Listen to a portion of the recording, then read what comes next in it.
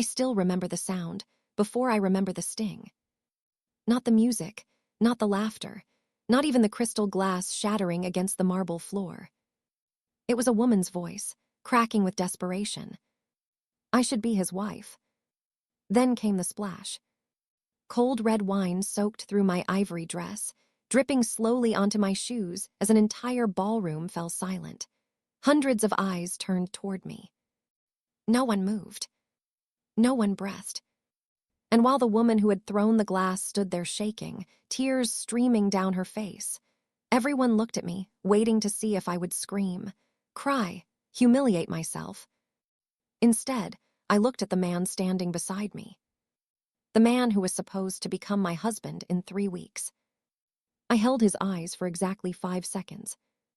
And for the first time in 6 years, I realized I had absolutely no idea who he really was. My name is Claire. For most of my life, people believed I had everything. A successful career. A beautiful apartment overlooking the river. Friends who never forgot my birthday. Parents who adored me. And Ethan. Especially Ethan. People loved telling us we looked perfect together. We're waiting for your wedding photos. You two are relationship goals. I've never seen a couple so stable. Stable. That word makes me smile now. Because stability isn't always love. Sometimes, it's just routine wearing a beautiful mask. I met Ethan when I was 27. We both worked in neighboring office buildings downtown. Every morning, we'd unknowingly stop at the same coffee shop. For nearly 2 months, we exchanged nothing more than polite smiles. Until one rainy Tuesday. The cashier accidentally gave him my latte. He took one sip, frowned, and laughed. This definitely isn't black coffee. I looked at the cup in his hand. Because it's mine. He apologized so dramatically that I couldn't stop laughing. Then he bought me another one. We sat together, talked for 40 minutes, missed half our morning meetings. Some stories begin with fireworks. Mine began with someone drinking the wrong coffee. Looking back, maybe that's why I trusted him so easily. Nothing felt forced. Everything seemed ordinary, comfortable, the kind of love people spend years searching for. At least that's what I believed. For 6 years, Ethan never gave me a reason to doubt him. He remembered anniversaries. He visited my father after his surgery. He brought flowers to my mother for no reason at all. He knew exactly how I liked my tea. He always kissed my forehead before leaving for work. Those tiny things become dangerous. Not because they're fake. Because they convince you that someone incapable of betrayal is standing in front of you. Life doesn't always warn you before it changes. Sometimes, it simply waits until you're too invested to walk away easily. 3 months before our wedding, Ethan received a promotion. His company organized a celebration at one of the city's most exclusive hotels. He insisted I attend. I want everyone to meet my future wife. I teased him. So now you're showing me off. He wrapped an arm around my waist. I've been showing you off for years. I smiled. I believed him. Why wouldn't I? That evening felt magical from the moment we arrived. The ballroom glittered beneath enormous chandeliers. Soft jazz floated through the room. Servers carried silver trays filled with sparkling drinks. People congratulated Ethan every few minutes. I stood beside him proudly, watching him laugh, shake hands, accept compliments. I remember thinking, he's earned this. He deserves tonight. About an hour into the party, Ethan excused himself. I have to speak with the regional director. Don't disappear.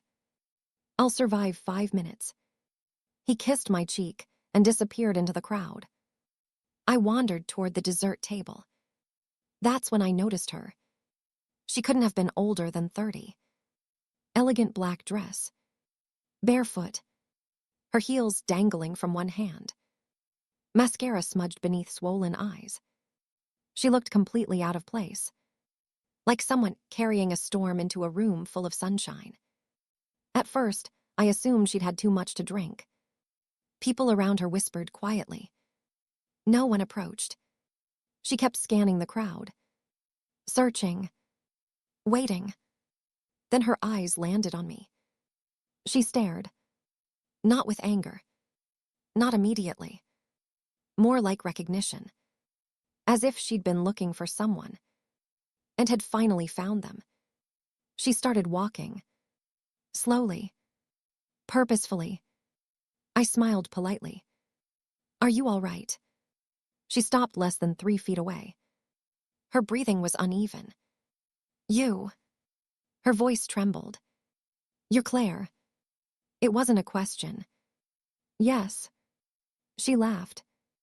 Not happily.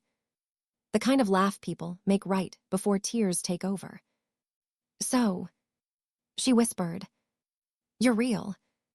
Something inside me shifted. What do you mean? Instead of answering, she looked around the ballroom, searching again. Then she saw Ethan, across the room, talking with 3 executives. The color drained from her face. She whispered his name so softly, I almost didn't hear it. Ethan. Then everything happened so quickly my memories blur together. She grabbed a glass from a passing waiter, started walking faster. Someone called after her. Another person reached for her arm. Too late. She stopped directly in front of Ethan. He turned. The second he saw her, his expression changed. I've replayed that expression thousands of times. Shock. Fear. Recognition. Not confusion. Recognition. Emily. He whispered. She laughed again. Oh, so you do remember my name. The executives exchanged uncomfortable glances before quietly stepping away. Music continued playing, but conversations around us died. Ethan looked around nervously. Emily, not here. She shook her head. No. Her voice grew louder. Then where, Ethan? In the apartment you promised we'd share, the future you described every night. People were staring now. I started walking toward them. Slowly. Trying to understand. Trying to convince myself there had to be a misunderstanding. Ethan noticed me approaching. His face became even paler. Claire. I looked between them. What's happening? Neither answered. Emily looked at me with eyes so exhausted they almost broke my heart before she said a single cruel word. You don't know. I swallowed. Know what? She stared at Ethan. Tell her. Silence. Ethan. Nothing. She laughed through tears. I knew you wouldn't. She turned toward me. I'm sorry. It sounded genuine. Painfully genuine. I never wanted to hurt another woman. The room felt colder. What are you talking about? Her lips trembled. I've been with Ethan for almost 4 years. Everything inside me stopped. Not shattered. Stopped. Like someone had paused time. I waited for Ethan to laugh. To deny it. To say she'd mistaken him for someone else. Anything. Instead, he whispered my name. Claire. Not denial. Not outrage. Just my name. Emily nodded sadly. There it is. She wiped her tears. That's the face he made every time I asked when we'd finally tell people about us. I looked at Ethan. Say she's lying. He opened his mouth. Closed it again. I felt strangely calm. Calmer than I'd ever been. Maybe because reality hadn't reached my heart yet. Maybe because the human mind protects itself before allowing devastation inside. I repeated myself. Tell me she's lying. He finally spoke. It's complicated. No. No, it wasn't. Complicated is choosing between two job offers. Complicated is moving across the country. This wasn't complicated. This was a choice. One he'd apparently made every day for years. Emily's shoulders collapsed. I waited. She looked at me instead of him. I believed every excuse. She smiled bitterly. He said your relationship had already ended emotionally. My stomach tightened. He said you stayed together because your families were close. Every sentence stole another piece of the life I'd believed was mine. He said he'd leave after the promotion. People around us looked horrified. Someone quietly asked security to intervene. No one did. No one knew how. Emily's voice became softer. I loved him. She looked completely broken. And tonight, I found out through social media that you're getting married. She laughed weakly. I wasn't even worth hearing it from him. Then, she picked up the wine glass. Her hands were shaking so badly, the liquid rippled over the edge. She looked directly at me. I'm sorry. I believed she meant it. I should be his wife. The wine flew through the air. Cold. Sticky. Silent. It covered my dress before splashing across the polished floor. Gasps echoed through the ballroom. Someone rushed toward Emily. Someone else reached for me. I didn't move. I looked only at Ethan. He looked terrified. Not because I'd been humiliated. Because his secrets had finally run out of places to hide. He reached toward me. Claire, please. I stepped back. Just one step. Enough that his hand touched nothing but empty air. Then I spoke more quietly than anyone expected. Did you love her? He stared at me. No answer. I nodded slowly. That's an answer. Emily covered her face and began crying uncontrollably. I looked at her. Really looked. She wasn't my enemy. She looked like someone whose future had just collapsed beside mine. Two women. One lie. One man standing between us. For a long moment, no one spoke. Then Ethan whispered something so softly, only I heard it. I was going to fix everything. I smiled. Not because it was funny. Because I'd never heard a sentence reveal so much selfishness in so few words. Fix everything. As if people were problems. As if hearts could be rescheduled. As if betrayal came with an expiration date. I slowly removed the engagement ring from my finger. The diamond caught the ballroom lights one last time. Every eye followed my hand. Ethan's breathing became shallow. Claire, don't. I looked down at the ring resting in my palm. 6 years. Reduced to something that suddenly felt impossibly small. I raised my eyes to meet his. Then I asked one question. A question that made every person in that room freeze before he could answer. I waited. Not because I wanted to hear his answer. Because I wanted him to understand that, for the first time in 6 years, silence wasn't going to save him. His lips parted. I loved both of you. The words floated into the room like smoke. No one gasped this time. There was nothing left to be surprised by. Emily let out a quiet, broken laugh and covered her mouth. I stared at him for several seconds. Then I closed my fingers around the engagement ring. You didn't love either of us. My voice was calm. You loved being loved. His eyes filled with panic. Claire, please, don't make a decision while you're emotional. I almost smiled. That sentence. How many people use it when they don't know what else to say? As if betrayal deserves a waiting period. As if honesty becomes less painful after 24 hours. I looked at the people standing around us. Some avoided my eyes. Others looked heartbroken for me. A few were secretly fascinated, watching someone else's life fall apart like it was a movie.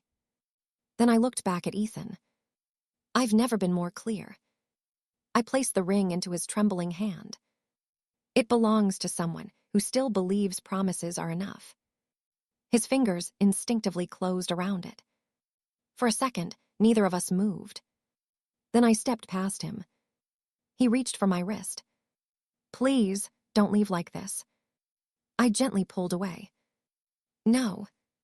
My voice barely rose above a whisper.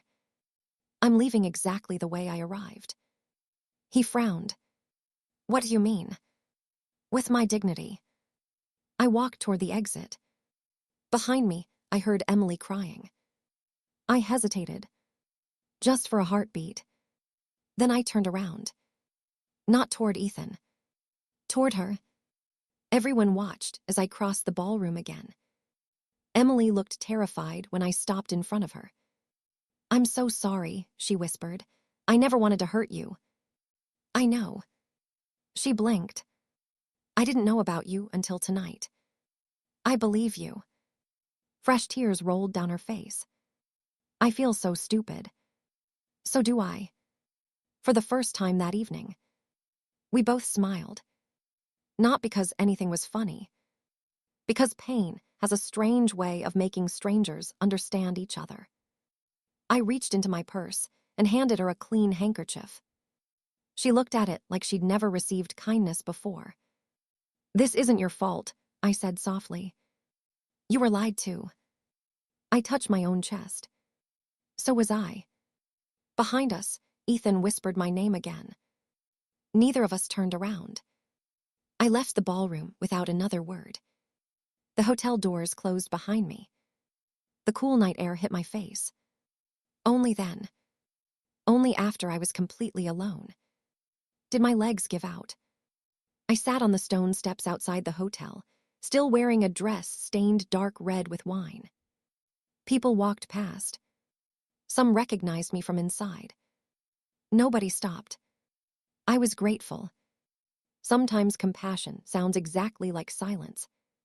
I don't know how long I sat there. 10 minutes. Maybe an hour. Eventually, my phone started vibrating. Ethan. Again. Again. Again. 32 missed calls before midnight. More than 50 messages. "Please answer."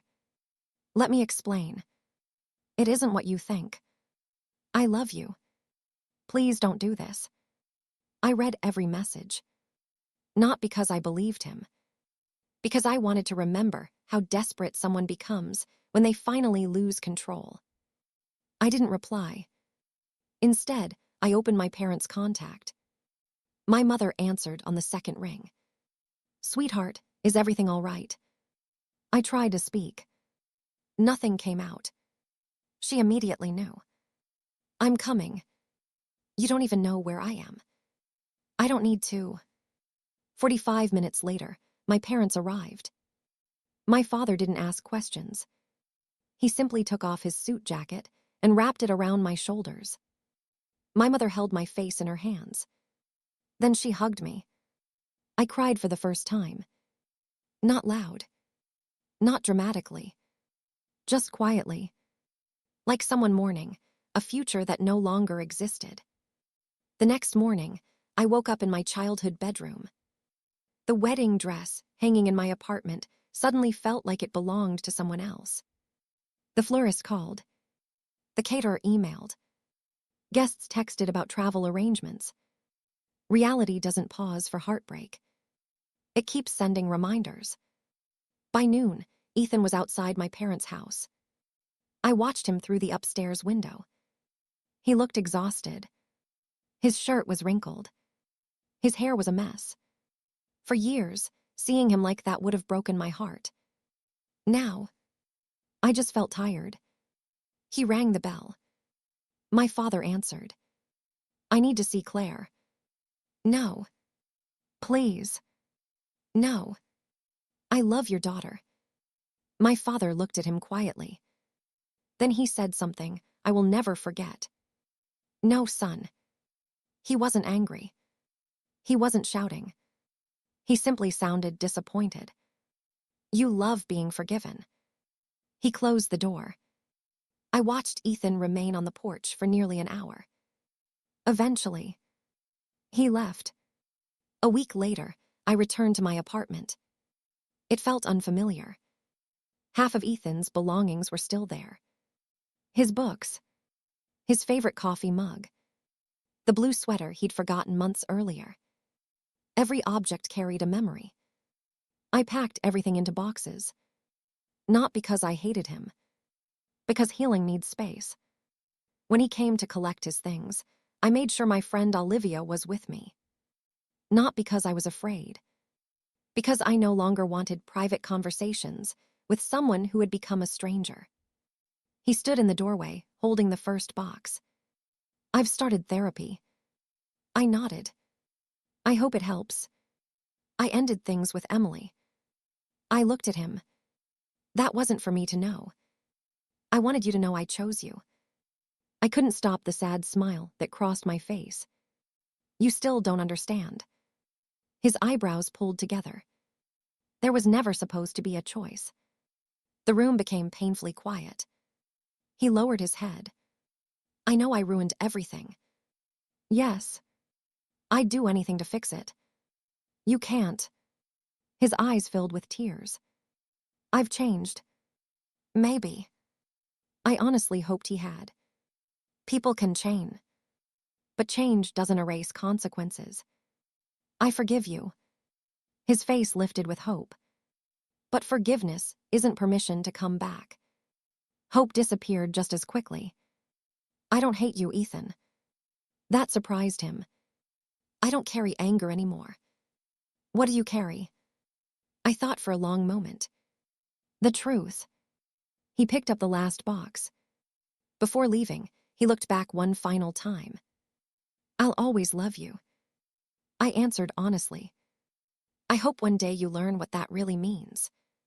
The door closed. And with it, the chapter I had spent 6 years writing. The months that followed weren't dramatic. They were quiet. Quiet mornings. Quiet dinners. Quiet weekends. People think healing arrives with some grand realization. It doesn't. It arrives the first morning you wake up and don't check your phone. The first grocery trip where you don't accidentally buy their favorite cereal. The first laugh that doesn't end in guilt. Tiny victories. Invisible to everyone except you. Nearly 8 months later, I was walking through a local bookstore when someone quietly said my name. I turned around. "Emily." She looked different. Healthier. Her smile reached her eyes this time. We stood there awkwardly before laughing. "I didn't think I'd ever see you again," she admitted. Neither did I. We ended up having coffee. A strange beginning for two women whose lives had once collided so painfully. She told me she'd moved to another city for a new job. Started counseling. Found herself again. "I blamed myself for months," she confessed. So did I. Then we both realized something. Neither of us had failed. The relationship had. Because it had never been built on honesty. Before we left, Emily reached across the table. "You know." "What?" "That night, when you handed me your handkerchief." I smiled. "I remember. You saved me from believing every woman would hate me." I squeezed her hand gently. "And you saved me from believing I was alone." We hugged outside the cafe. Then walked in opposite directions. No bitterness. No competition. Just two people who had survived the same storm. It's been 3 years now. Sometimes people ask if I ever regret walking away. They expect me to hesitate. To wonder. To imagine what might have happened if I had stayed. I never do. Because love isn't measured by how long you stay. It's measured by how much of yourself you have to lose to keep it. Real love never asks you to compete for honesty. It never makes another person's dignity the price of someone else's comfort. And if someone can look into your eyes every day while living an entirely different life behind your back, then what they're protecting isn't your heart. It's their own convenience. That night, everyone expected the woman covered in wine to become the saddest person in the room. They were wrong. The saddest person was the one who had everything and still wasn't honest enough to deserve any of it. As for me, the stain came out of the dress eventually. The memory never did. And strangely, I'm grateful it didn't. Because every time I remember that ballroom, I don't remember the humiliation anymore. I remember the exact moment I chose myself. And that was the night my real life finally began.